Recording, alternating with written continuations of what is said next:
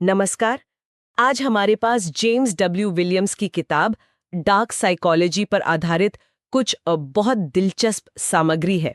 हाँ, इसमें बताया गया है कि कैसे कुछ लोग दूसरों को, आप कह सकते हैं, प्रभावित करने या नुकसान पहुंचाने के लिए दिमागी तरकीबें इस्तेमाल करते हैं। बिल्कुल।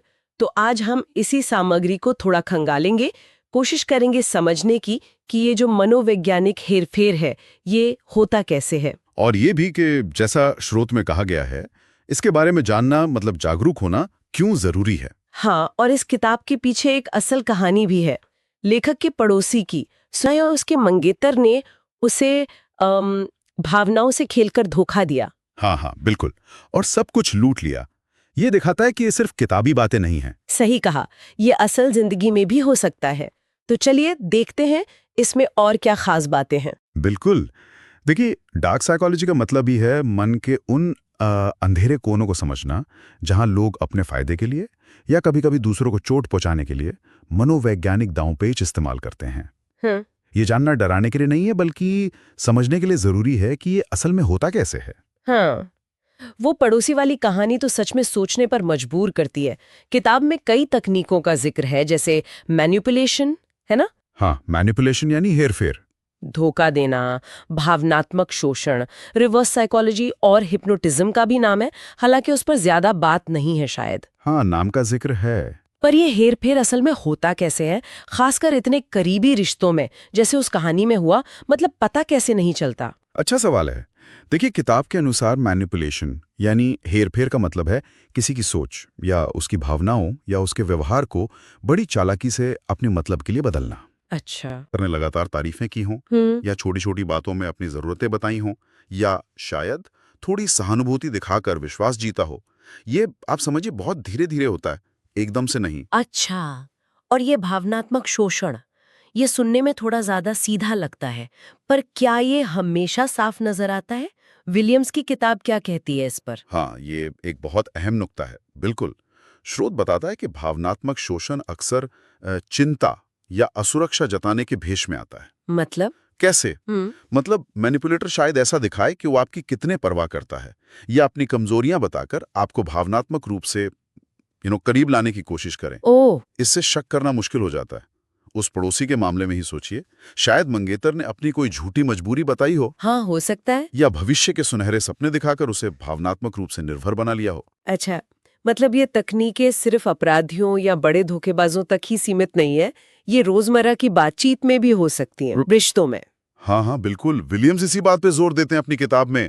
ये तकनीकें बहुत सूक्ष्म, बहुत बारीक हो सकती हैं। जैसे कोई उदाहरण? जैसे दफ्तर में कोई सहकर्मी अपनी बात मनवाने के लिए शायद आपकी ज्यादा तारीफ करने लगे, या कोई दोस्त अपनी गलती छुपाने के लिए आपको ही मतलब दोषी महसूस करा दे। ये तो होता है। हाँ, इसीलिए किताब बचाव और समझ पर इतना ध्यान देती है। तो ये बचाव और समझ का असली मतलब क्या हुआ? क्या हमें हर किसी पर शक करने लगना चाहिए? वो तो ठीक नहीं है। नहीं नहीं, बिल्कुल नहीं। किताब का मकसद शक पैदा करना नहीं है, बल्कि जागरूकता बढ़ाना है। जागरूकता मतलब इन पैटर्न्स को पहचानना सीखना। क्या कोई लगातार आपको अपराध बोध करा रहा है? क्या कोई आपकी भावनाओं का इस्तेमाल कर रहा है अपनी बात मनवाने के लिए? अच्छा। क्या कोई आपकी कमजोरियों को निशाना बना रहा है? ये समझना, इससे आप अपनी सीमाएं तय कर सकते हैं सही बात है। और फिर उस पड़ोसी जैसी स्थिति से बच सकते हैं। ये जानने से ताकत मिलती है, डर नहीं। समझी। तो इस पूरी बातचीत का अगर सार देखें, तो जेम्स विलियम्स की किताब पर आधारित ये सामग्री हमें डार्क साइकोलॉजी से रूबरू कराती है। हाँ, वो मनोवैज्ञानिक दांव पेच। हमने देखा कि लेखक की प्रेरणा वो पड़ोसी वाली सच्ची कहानी थी, और इसमें मैनिपुलेशन और भावनात्मक शोषण जैसी तकनीकों पर जोर है, जो अक्सर छिपे हुए रूप में आती हैं। बिल्कुल। और सबसे बड़ी बात जो निकल कर आई वो है जागरूकता ही बचाव है। बिल्कुल सही। और ये हमें एक जरूरी सवाल पर सोचने को मजबूर करता है ना? किस सवाल पर? कि जब हम जानते हैं कि ऐसी मनोवैज्ञानिक तकनीकें मौजूद हैं, तो रोजमर्रा की जिंदगी में विश्वास और सतर्कता, इन दोनों के बीच संतुलन कैसे बनाया जाए? हाँ, ये तो मुश्किल सवाल है। किन संकेतों पर ध्यान देना सही है बिना बेवजह किसी पे शक किए? ये एक बहुत बारीक रेखा है। इस पर गौर करना शायद काफी फायदेमंद हो सकता है। वाकई एक सोचने वाली बात है ये। मैनिपुलेशन मतलब किसी को होशियारी से प्रभावित करके अपनी बात मनवाने का तरीका, और अक्सर तो उन्हें पता भी नहीं चलता। हाँ, बिल्कुल। हमारे पास जो जानकारी है वो छेड़छाड़ से बचाव, पहचान और सुरक्षा नाम के स्रोत से है। तो कोशिश रहेगी कि इसे ठीक से समझें और देखें कि इससे बचा कैसे जा सकता है। जरूर। तो चलिए शुरू करते हैं। मैनिपुलेशन आखिर है क्या? ये सुनने में तो भारी शब्द लगता है। हाँ, लगता तो है, पर देखिए स्रोत इसे ऐसे समझाता है कि ये किसी के व्यवहार को या सोच को या यूं कहें कि भावनाओं को चालाकी से बदलने की कोशिश है। अच्छा। हाँ, ताकि अपना कोई मतलब सध सके, अपना कोई काम निकल जाए। और सबसे जरूरी बात, ये अक्सर बहुत ही सूक्ष्म होता है। सूक्ष्म मतलब कि एकदम साफ साफ नहीं होता। कई बार तो जिसे मैनिपुलेट किया जा रहा है उसे अंदाजा तक नहीं होता कि ये हो रहा है। ये कोई सीधा ऑर्डर नहीं है, बल्कि ज्यादा घुमावदार तरीका है। मतलब सीधी बात नहीं, टेढ़ी उंगली से घी निकालने वाली बात हो गई है तो। हाँ, कह सकते हैं। तो इसके कुछ आम तरीके क्या हो सकते हैं? स्रोत में जैसे वो गिल्ट ट्रिप कराने का जिक्र है, ये क्या होता है? ये कैसे काम करता है? गिल्ट ट्रिप, हाँ, ये बहुत आम है। मतलब किसी को अपराध बोध महसूस कराना, उन्हें गिल्टी फील कराना ताकि वो आपकी बात मान ले। अच्छा। जैसे जैसे जैसे कोई कहे, अगर तुम मेरी ये मदद नहीं करोगे ना तो पता नहीं मेरा क्या होगा। या फिर जानकारी छुपा लेना। ओह। हाँ, या तोड़ मरोड़ कर बताना। झूठ बोलना भी इसी में आता है। और इमोशनल ब्लैकमेल तो है ही। इमोशनल ब्लैकमेल जैसे वो अगर तुम मुझसे प्यार करते हो तो ये करोगे टाइप। बिल्कुल बिल्कुल वही। और एक और चीज है, पैसिव अग्रेसिव व्यवहार। पैसिव अग्रेसिव, ये थोड़ा ज्यादा सुनने में नहीं आता, ये क्या है? जरा समझाएंगे? हाँ, देखिए, पैसिव अग्रेसिव का मतलब है कि कोई अपनी नाराजगी या गुस्सा सीधे सीधे नहीं दिखाता। अच्छा। फिर कैसे? वो घुमा फिरा कर जाहिर करेगा। हाँ। जैसे मान लीजिए कोई आपसे नाराज है पर वो बताएगा नहीं, बस चुप रहेगा या शायद ताने कसेगा। अच्छा। या फिर जानबूझकर कोई काम धीरे करेगा या खराब कर देगा। अरे बाप रे। हाँ, ये भी एक तरीका है सामने वाले को तंग करके, असहज करके अपनी बात मनवाने का। स्रोत यही बताता है कि ये सारे तरीके ना अक्सर छिपे हुए होते हैं, एकदम साफ नजर नहीं आते। ये तो वाकई ध्यान देने वाली बात है कि कितने छिपे हुए हो सकते हैं ये तरीके। अच्छा, अब ये बताइए कि जो लोग मैनिपुलेट करते हैं वो अक्सर किस तरह के लोगों को अपना निशाना बनाते हैं? क्या कोई खास पैटर्न होता है? स्रोत के हिसाब से देखें तो हाँ, कुछ पैटर्न तो नजर आते हैं। जैसे जिन लोगों का आत्मसम्मान थोड़ा कम होता है। ओके। या जो खुद को अकेला महसूस करते हैं। और वो लोग जो स्वभाव से ही दूसरों को खुश रखने में लगे रहते हैं, जिन्हें पीपल प्लीजर्स कहते हैं। हाँ, जो ना नहीं कह पाते आसानी से। हाँ, बिल्कुल, वो ज्यादा आसानी से शिकार बन सकते हैं। और इसके अलावा जो लोग आर्थिक रूप से या भावनात्मक रूप से दूसरों पर निर्भर होते हैं, अच्छा। हाँ, उनकी स्थिति भी उन्हें थोड़ा ज्यादा वल्नरेबल, मतलब संवेदनशील बना देती है। तो मतलब ये हुआ कि मैनिपुलेट करने वाले लोग अक्सर ऐसी कमजोरियों को या निर्भरता को भांप लेते हैं। बिल्कुल। और फिर उसका फायदा उठाते हैं। सही कहा। ये समझना काफी जरूरी है। वो ऐसे लोगों को ढूंढते हैं जिनकी अपनी सीमाएं, अपने बाउंड्रीज या तो साफ नहीं होती या फिर वो उन्हें बताने में, जताने में हिचकिचते हैं। वो जानते हैं कि ऐसे लोगों को ना कहना मुश्किल लगता है। तो फिर सबसे बड़ा सवाल यही उठता है कि भाई इससे बचा कैसे जाए? अगर हमें लगे कि कोई हमें मैनिपुलेट करने की कोशिश कर रहा है तो हम क्या कर सकते हैं? स्रोत कुछ उपाय बताता है शायद। हाँ, बताता है। और सबसे पहला और शायद सबसे ताकतवर कदम है नहीं कहना सीखना। नहीं कहना। हाँ, अपनी जरूरतें समझना, अपनी सीमाएं पहचानना और उन्हें प्राथमिकता देना। ये सुनने में बहुत आसान लगता है पर असल में करना कई बार बहुत मुश्किल होता है। हाँ, वो तो है, खासकर उन रिश्तों में जहां हम भावनात्मक रूप से जुड़े होते हैं। बिल्कुल। तो नहीं कहना सीखना होगा। हाँ। और दूसरा उपाय क्या बताया गया है? रेड फ्लैग्स, खतरे के संकेत पहचानना। ये क्या हो सकते हैं? रेड फ्लैग्स मतलब वो व्यवहार या वो बातें जो आपको अंदर से असहज महसूस कराएं, आपको लगे कि कुछ गड़बड़ है।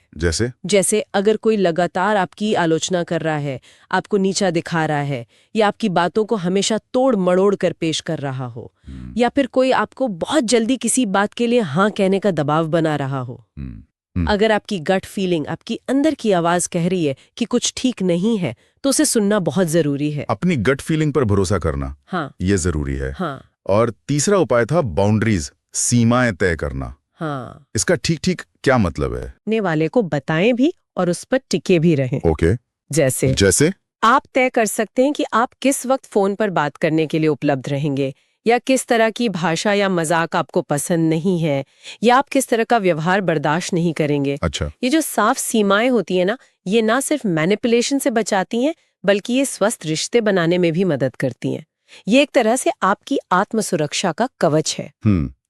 तो हमने आज काफी कुछ समझा कि मैनिपुलेशन एक बहुत बारीक प्रक्रिया हो सकती है, जिसके कई रूप हैं, गिल्ट ट्रिप से लेकर पैसिव एग्रेसिव व्यवहार तक। हाँ, और ये भी देखा कि कुछ स्थितियां, जैसे कम आत्मसम्मान या दूसरों पर निर्भरता, किसी को इसका शिकार बनने के लिए ज्यादा संवेदनशील बना सकती हैं। बिल्कुल। और सबसे जरूरी बात, बचाव के लिए नहीं कहना सीखना, वो रेड फ्लैग्स यानी खतरे के संकेतों को पहचानना और अपनी सीमाएं तय करना, ये कितने अहम है। सही कहा। ये जानकारी होने से ना हम अपने रिश्तों को, अपनी बातचीत को ज्यादा ध्यान से, ज्यादा सजगता से देख सकते हैं। हाँ, जब हम इन तरीकों के बारे में जानते हैं तो हम उन्हें पहचानने में और खुद को बचाने में ज्यादा सक्षम हो जाते हैं।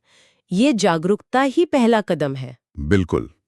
और क्या सिर्फ झूठ बोलना ही धोखा है, या सच को जानबूझकर छिपाना भी उतना ही या शायद ज्यादा घातक हो सकता है? चलिए इसी गुत्थी को थोड़ा सुलझाने की कोशिश करते हैं। ये वाकई एक अहम नुक्ता है। हाँ, अक्सर हम धोखे को सक्रिय रूप से कही गई झूठी बातों से जोड़ते हैं, मतलब सीधा सीधा झूठ। हाँ, बिल्कुल। लेकिन सच पर पर्दा डालना, जानकारी को रोक लेना, ये भी भरोसे को अंदर ही अंदर खोखला कर लेता है। अक्सर बिना किसी सीधे टकराव के।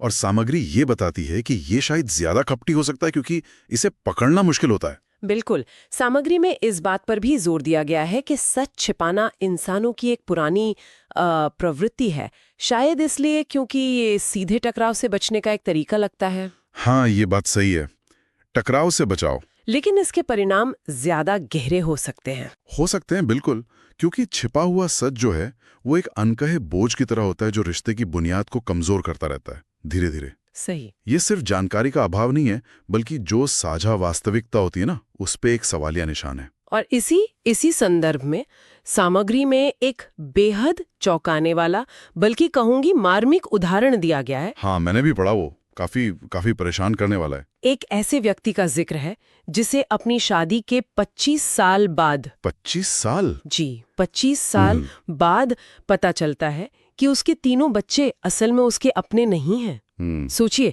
इतने लंबे समय तक इस सच्चाई का छिपा रहना कितना विनाशकारी रहा होगा। ये उदाहरण दिखाता है कि छिपा हुआ सच कैसे सिर्फ एक रिश्ते को नहीं, बल्कि व्यक्ति की पूरी पहचान, उसका जो अतीत है, उसकी समझ को हिला सकता है। स्रोत इस बात इस परास्ती जाते हैं कि इस तरह के खुलासे का मनोवैज्ञानिक असर कितना गहरा होता है।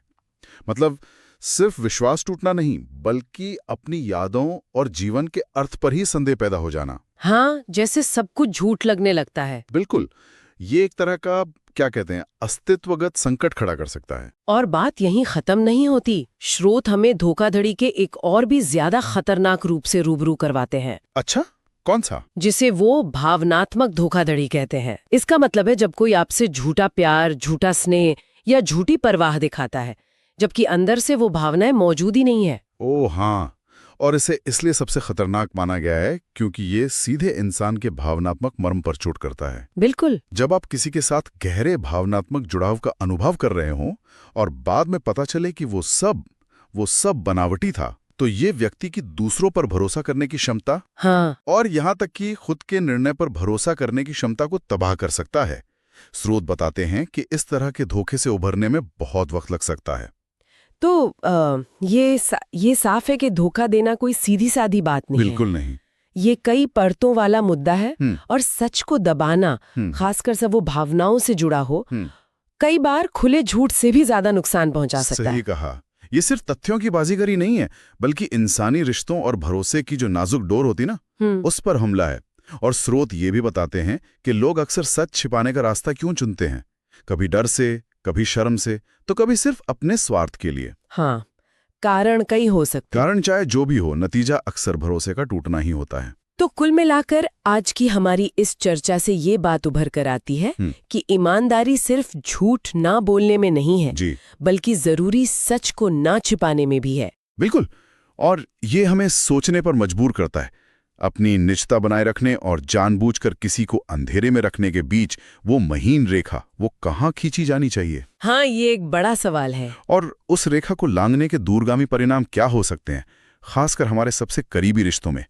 ये सवाल यकीनन गौर करने लायक है। सम्मोहन, ये शब्द सुनते ही मन में क्या आता है? शायद कोई स्टेज शो या कुछ रहस्यमयी सा। हाँ, अक्सर यही ख्याल आता है। लेकिन आज हम जिस स्रोत पर बात कर रहे हैं, सम्मोहन मन की शक्ति का नियंत्रण, वो इसे बिल्कुल अलग ढंग से देखता है। अच्छा, कैसे? वो इसे जादू टोना नहीं मानता। स्रोत कहता है कि ये असल में एक मनोवैज्ञानिक तकनीक है। मनोवैज्ञानिक तकनीक? जी, और इसकी जो बुनियाद है वो काफी सीधी सादी है। सुझाव देना, हाँ, और फिर उसे दोहराना। बिल्कुल, सुझाव और दोहराव, इसी पर आधारित है ये पूरी प्रक्रिया। सुझाव और दोहराव सुनने में तो बहुत सरल लगता है, पर स्रोत कहता है कि इसका असर बहुत गहरा हो सकता है। तो ये मेंटल प्रोग्रामिंग, या जिसे मन का नियंत्रण कह रहे हैं, ये कैसे बन जाता है? देखिए, स्रोत के हिसाब से ये कोई बाहर की शक्ति नहीं है जो हम पर काम कर रही है। ये हमारे ही मन की एक क्षमता का इस्तेमाल है। हाँ, जब कोई व्यक्ति बहुत शांत होता है या एकाग्र होता है, तो जो उसका सचेत मन है ना, जो हर बात पर तर्क वितर्क करता है, हाँ, क्रिटिकल वाला माइंड, वो थोड़ा सा पीछे हट जाता है, शांत हो जाता है। ओके।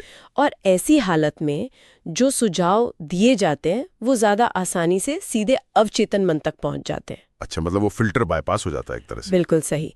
वो जो पहरेदार है वो थोड़ा सुस्ताने लगता है। और फिर दोहराव का क्या रोल है उसमें? वही तो अहम है। जब इन सुझावों को बार बार लगातार दोहराया जाता है तो वो अवचेतन मन में अपनी जगह बना लेते हैं, गहरे बैठ जाते हैं। और फिर वो हमारे विचारों को, हमारी भावनाओं को, यहाँ तक के हमारे व्यवहार को भी प्रभावित करने लगते हैं। स्रोत इसी पूरी प्रक्रिया को मेंटल प्रोग्रामिंग कह रहा है। Mental programming? हाँ, जैसे मन को किसी खास दिशा में सोचने या महसूस करने के लिए प्रोग्राम कर देना। ये तो काफी सोचने वाली बात है, खासकर जो उदाहरण स्रोत ने दिया है राजनेताओं वाला। हाँ, वो दिलचस्प है कि कैसे वो विकास या परिवर्तन जैसे शब्दों का इस्तेमाल करते हैं। क्या ये वाकई सिर्फ शब्द हैं या ये भी इसी तकनीक का हिस्सा है? स्रोत तो यही इशारा करा है कि ये महज शब्दों का चुनाव नहीं है। ये उनके लगातार इस्तेमाल और उन्हें किस माहौल में, किस भावना के साथ पेश किया जा रहा है, उस पर भी निर्भर करता है। अच्छा। हाँ, बार बार सुनने से वो शब्द एक खास तरह के एहसास या विचार से जुड़ जाते हैं। वोट डालने वाला शायद सचेत रूप से इस पर गौर ना करे, पर अब चेतन पर असर हो रहा है। बिल्कुल, अब चेतन स्तर पर एक कनेक्शन बन जाता है, पॉजिटिव या नेगेटिव, जो फिर उनके फैसले को कहीं ना कहीं थोड़ा ही सही पर प्रभावित कर सकता है। ये सुझाव और दोहराव की ताकत का एक बड़ा प्रैक्टिकल उदाहरण है। तो ये एक तरह का अनजाने में होने वाला सम्मोहन हुआ है ना? कह सकते हैं। कम से कम स्रोत का इशारा तो उसी तरफ है। पर क्या ये हमेशा नेगेटिव ही होता है? मेरा मतलब है, क्या स्रोत इसके अच्छे इस्तेमाल की भी बात करता है? हाँ, जरूर। ये बहुत जरूरी पॉइंट है। स्रोत ये भी साफ करता है कि यही तकनीक यानी सुझाव और दोहराव चिकित्सा के क्षेत्र में या पर्सनल डेवलपमेंट में बहुत काम की हो सकती है। जैसे किसी को कोई डर है, कोई फोबिया है, उसे दूर करने में, या स्मोकिंग जैसी आदत छोड़नी है, उसमें मदद मिल सकती है। आत्मविश्वास बढ़ाना हो, इन सब में। तो वही सिद्धांत, वही प्रिंसिपल यहाँ भी लागू होता है? जी हाँ, सिद्धांत वही है।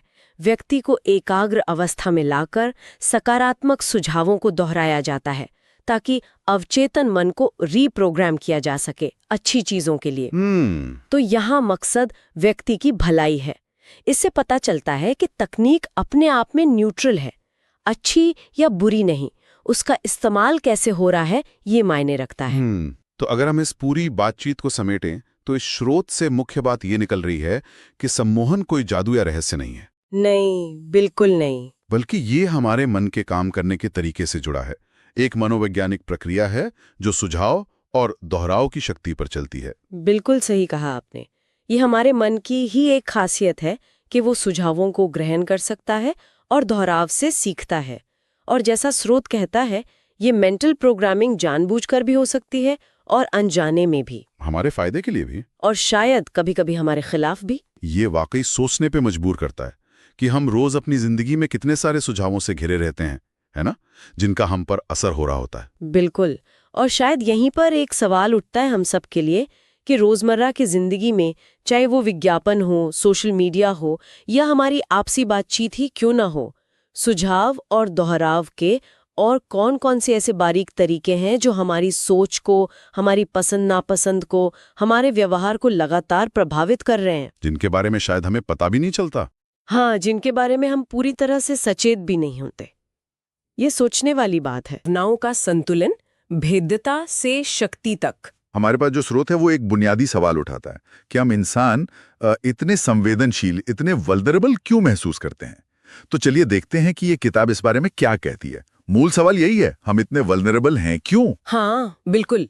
ये सवाल है तो बहुत आम पर गहरा है, और किताब की जो शुरुआती बातें हैं वो बताती हैं कि हमारी ये संवेदनशीलता असल में हमारी कुछ बहुत ही बुनियादी मानवीय इच्छाओं से जुड़ी हुई है। अच्छा, जैसे कि? स्रोत ने कुछ मुख्य कारणों का जिक्र किया है ना। हाँ, बिल्कुल। किताब कहती है कि हम प्यार चाहते हैं, एक तो ये, दूसरा हम दूसरों पर विश्वास करना चाहते हैं, और तीसरा हमें स्वीकृति चाहिए होती है, मतलब अप्रूवल की भूख। प्यार, विश्वास और स्वीकृति, ये तो बहुत ही स्वाभाविक मानवीय जरूरतें लगती हैं। हाँ, है तो स्वाभाविक, पर किताब बताती है कि यही जरूरतें हमें वल्नरेबल, मतलब संवेदनशील बनाती हैं। अच्छा, ये कैसे? मतलब जरूरतें होना तो ठीक है, पर वो हमें संवेदनशील कैसे बना देती हैं? देखिए, किताब इस पर जोर देती है कि जैसे भरोसे की जरूरत है, ये हमें गहरे रिश्ते बनाने को प्रेरित करती हैं, लेकिन इसी वजह से हमें धोखा खाने या निराश होने का खतरा भी रहता है। सही बात है। और ऐसी प्यार और स्वीकृति की जो तलाश है वो हमें कहीं ना कहीं दूसरों पर निर्भर बना सकती है। तो फिर चोट लगने का डर वो बना रहता है।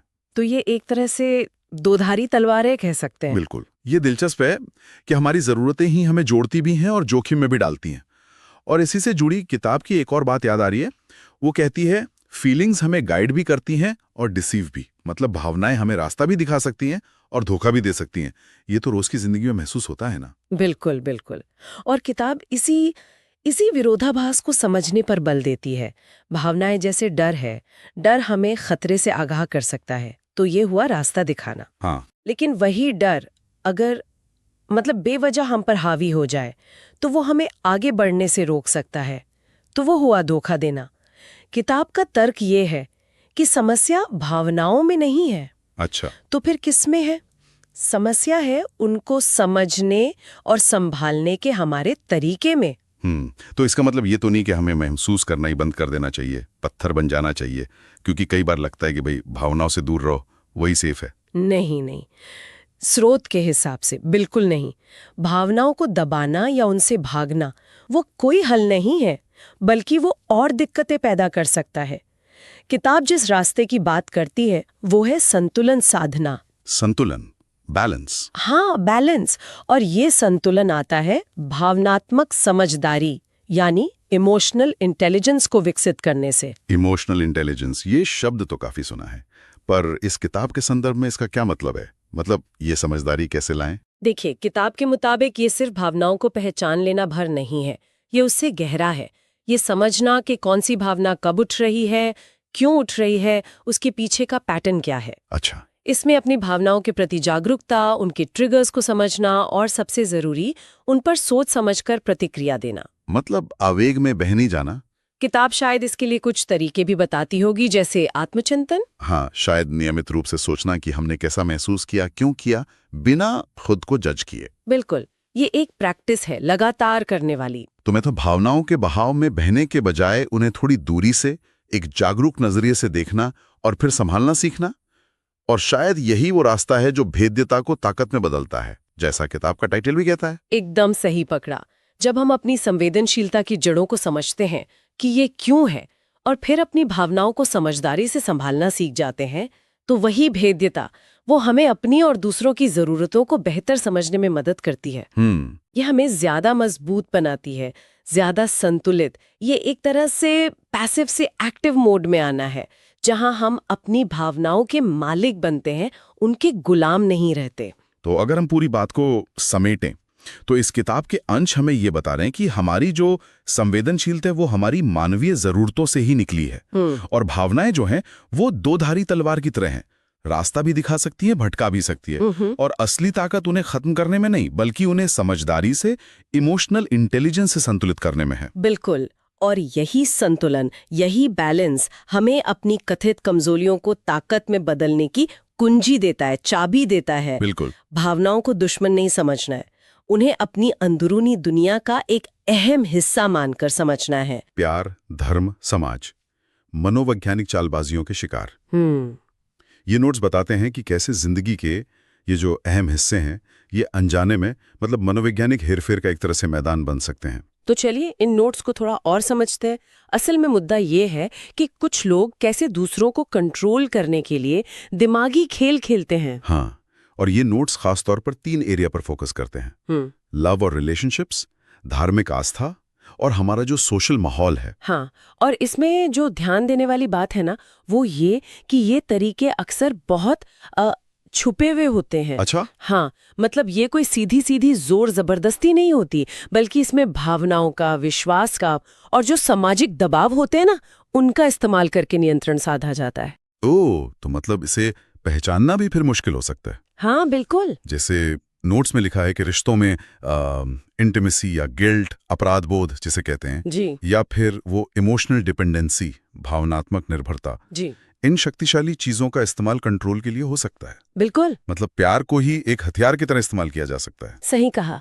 और यही पैटर्न आप देखिए धर्म के क्षेत्र में भी नजर आता है। नोट्स बताते हैं कि कैसे अंधविश्वास का, ब्लाइंड फेथ का फायदा उठाया जाता है। इसमें जिक्र है उन नकली गुरुओं का या पंथों का, जो लोगों की गहरी आस्था और उनके भरोसे का गलत इस्तेमाल करते हैं, उनको गुमराह करते हैं। ये तो वाकई चिंता की बात है जी। और तीसरा पॉइंट जो है वो समाज और संस्कृति से जुड़ा है। शायद ये सबसे ज्यादा फैला हुआ भी हो सकता है। नोट्स के मुताबिक ये जो सोशल कंडीशनिंग है, मतलब समाज में जो बातें हमें सिखाई पढ़ाई जाती हैं, वो हमें यकीन दिला सकते हैं कि भाई हम कुछ खास नहीं कर सकते या ये हमारे बस का नहीं है। हाँ, वो लाचारी वाली भावना। हाँ, वही। और ये जो लाचारी की भावना है, ये हमें उन लोगों के लिए बहुत आसान निशाना बना देती है जो हमारा हेर फेर करना चाहते हैं। तो देखिए इन तीनों ही मामलों में, चाहे वो प्यार हो, धर्म हो या समाज हो, एक कॉमन पैटर्न है। अच्छा। इसमें सिर्फ वो मनोवैज्ञानिक चालबाजी ही नहीं है, बल्कि एक गहरा पैटर्न दिखता है कि कैसे हमारी जो बेसिक मानवीय जरूरतें हैं, जैसे प्यार में जुड़ाव की जरूरत, धर्म में किसी अर्थ की तलाश और समाज में अपनेपन की भावना, ये जरूरतें ही अगर हम सावधान ना रहें तो आसानी से नियंत्रण के हथियार बन सकती हैं। ये तकनीकें बहुत सूक्ष्म होती हैं पर असरदार हो सकती हैं। तो इस सारी बातचीत का निचोड़, या यूं कहें कि जो मुख्य बात निकल कर आ रही है, वो ये है कि ये जो मनोवैज्ञानिक चालबाजियां हैं या डार्क साइकोलॉजी है, ये सिर्फ फिल्मों या किताबों की बातें नहीं है। नहीं, बिल्कुल नहीं। ये हमारे रिश्तों में, हमारी आस्था में और हमारे सामाजिक व्यवहार में बहुत बहुत बारीक तरीकों से मौजूद हो सकते हैं। जी। चाहे वो प्यार में किसी की इमोशनल डिपेंडेंसी का फायदा उठाना हो, हाँ, या धर्म के नाम पर अंधविश्वास का शोषण करना हो, बिल्कुल, या फिर समाज द्वारा सिखाई गई उस लाचारी का इस्तेमाल करना हो। सही कहा। और ये सब समझने के बाद ना एक बहुत अहम सवाल मन में आता है। क्या? कि देखिए इन पैटर्न्स को पहचान लेना तो एक बात हुई, लेकिन असली चुनौती तो ये है कि हम अपनी जो गहरी मानवीय इच्छाएं हैं, जुड़ने की, विश्वास करने की, समाज का हिस्सा बनने की, हाँ, जो कि जरूरी भी है। बिल्कुल जरूरी है। तो इन इच्छाओं को पूरा करते हुए इन छिपी हुई चालबाजियों से खुद को कैसे बचा सकते हैं? मतलब जागरूकता और इन जरूरतों के बीच वो संतुलन कैसे बनाया जाए? वाकई ये बहुत बड़ा सवाल है, सोचने वाली बात है। इस संतुलन को खोजना शायद आज के समय की एक बहुत बड़ी जरूरत है। जी। उम्मीद है इस चर्चा ने हमारे सुनने वालों को सोचने के लिए कुछ नया दिया होगा। तो आज हम बात कर रहे हैं mind armour safeguarding against dark psychology से मिले कुछ विचारों पर। हाँ। ये समझना बड़ा दिलचस्प है कि ये जो स्रोत है, ये डार्क साइकोलॉजी को, मतलब मनोविज्ञान के वो सिद्धांत जिनका गलत इस्तेमाल हो सकता है, उनको हथियार की तरह नहीं देखता। नहीं, बिल्कुल नहीं। बल्कि ये खुद की ढाल बनाने की बात करता है। बिल्कुल। और मेरे ख्याल से यही नजरिया इसे खास बनाता है ना? मतलब मकसद दूसरों को काबू करना है ही नहीं। सही। बस उन तरीकों को समझना है जिनसे शायद कोई हमें प्रभावित करने की कोशिश करे ताकि हम अपना बचाव कर सकें। हाँ, मतलब ये ज्ञान एक तरह से आत्मरक्षा का टूल बन जाता है। एग्जैक्टली, एक उपकरण। सही कहा। तो चलिए देखते हैं कि ये स्रोत हमें क्या क्या सिखाता है। पहली बात जिस पर काफी जोर है वो है मैनिपुलेशन, जोड़ तोड़ जिसे कहते हैं। हाँ, मैनिपुलेशन। और ये सिर्फ सीधी सादी चालाकी नहीं है। स्रोत कहता है कि ये अक्सर बहुत छुपे हुए तरीके से होता है। हाँ, ये एक अहम नुक्ता है, बहुत बारीक। स्रोत मिसालें भी देता है, जैसे कि कैसे ये तारीफ के भेस में आ सकता है, या कोई बहुत चिंता जता रहा हो। अच्छा। हाँ, या मदद करने के बहाने। जैसे कोई लगातार तारीफ करे, लेकिन असल में इसलिए कि आप बाद में उनकी कोई बड़ी बात मान ले। या फिर वो गैसलाइटिंग का जिक्र है इसमें। हाँ, सुना है। जहां आपकी याददाश्त पर, आपकी समझ पर ही धीरे धीरे शक पैदा किया जाता है, इतना कि आप खुद को ही गलत मानने लगे। बाप रे, ये तो वाकई सोचने वाली बात है। मतलब ये रोज की बातचीत में भी हो सकता है। बिल्कुल हो सकता है, सूक्ष्म तरीके से। अच्छा। तो इस समझ से आगे बढ़ते हैं।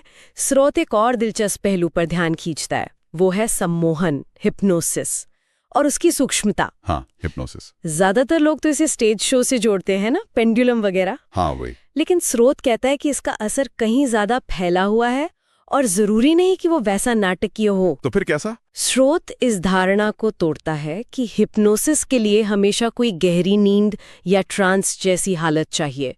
वो बताते हैं कि रोजमर्रा की बातचीत में जो भाषा इस्तेमाल होती है, अच्छा, हाँ, या जैसे कोई सुझाव बार बार दोहराया जाए, या फिर ग्रुप का प्रेशर हो, वो भी अनजाने में हमारे विचारों और फैसलों पर असर डाल सकता है। जैसे विज्ञापन वगैरह में। हाँ, विज्ञापन में, या कह सकते हैं राजनीतिक भाषा में भी। ये असल में हमारी मानसिक आजादी, हमारी ऑटोनॉमी से जुड़ा हुआ है। ये तो हुए बाहरी खतरे जिनसे सावधान रहना है, लेकिन स्रोत अंदरूनी बचाव पर भी उतना ही जोर देता है। मेरा मतलब है भावनात्मक मजबूती। हाँ, बिल्कुल। और स्रोत इसे शायद सबसे प्रैक्टिकल और जरूरी ढाल मानता है। सही। और यहाँ स्रोत एक बहुत बारीक बात समझाता है। भावनात्मक मजबूती का मतलब ये नहीं कि भावनाएं महसूस ही ना करें या दबा दें। नहीं, बल्कि ये अपनी भावनाओं को पहचानने, समझने और उन्हें सही ढंग से संभालने की क्षमता है। स्रोत इसे इमोशनल रेजिलियंस कहता है। भावनात्मक लचीलापन। हाँ, लचीलापन। यानी जब कोई हमें इमोशनली अस्थिर करने की कोशिश करे, तो हम अपना संतुलन बनाए रख सकें, अपनी बाउंड्रीज सेट कर सकें। तो मतलब कुल मिलाकर ये स्रोत हमें एक तरह का मानसिक कवच बनाना सिखा रहा है। हाँ, कह सकते हैं। पहले ये समझाकर कि मैनिपुलेशन और ये सूक्ष्म प्रभाव कैसे काम करते हैं, और फिर ये बताकर कि भावनात्मक रूप से मजबूत बनकर हम इनका सामना कैसे करें। बिल्कुल। और ये समझ ही अपने आप में एक बचाव है ना? हाँ, सही बात है। जानकारी ही सशक्तिकरण है। खासकर इस मामले में तो है ही, जब हम इन तकनीकों को पहचानने लगते हैं और अपनी इमोशनल प्रतिक्रियाओं के प्रति थोड़े सजग हो जाते हैं, तो हम अनचाहे प्रभावों से खुद को बेहतर बचा पाते हैं। तो आज हमने माइंड आर्मर के जरिए समझा कि कैसे मैनिपुलेशन के छिपे हुए तरीके हो सकते हैं, कैसे सम्मोहन रोजमर्रा की जिंदगी में असर डाल सकता है, और भावनात्मक मजबूती सिर्फ एक अच्छी बात नहीं बल्कि मानसिक आत्मरक्षा का एक जरूरी हिस्सा है। हाँ, ये सारी बातें हमें अपने मानसिक स्वास्थ्य के प्रति ज्यादा जिम्मेदार बनाती हैं एक तरह से। जाते जाते स्रोत की एक लाइन याद आती है। कुछ ऐसा था कि जैसे हम अपने शरीर को चोट से बचाते हैं, वैसे ही अपने दिमाग को बाहरी नकारात्मक प्रभावों से बचाना भी जरूरी है। बहुत अच्छी बात है। और इसी सोच के साथ एक सवाल मेरे मन में आ रहा है। हमारे रोज के माहौल में, हमारी बातचीत में, जो मीडिया हम देखते सुनते हैं, उसमें ऐसी कौन सी बातें या तरीके हैं जो शायद अनजाने में हमारी सोच या हमारे फैसलों को आकार दे रहे हों, जिन पर हमने कभी ध्यान ही नहीं दिया? इस पर सोचना दिलचस्प हो सकता है।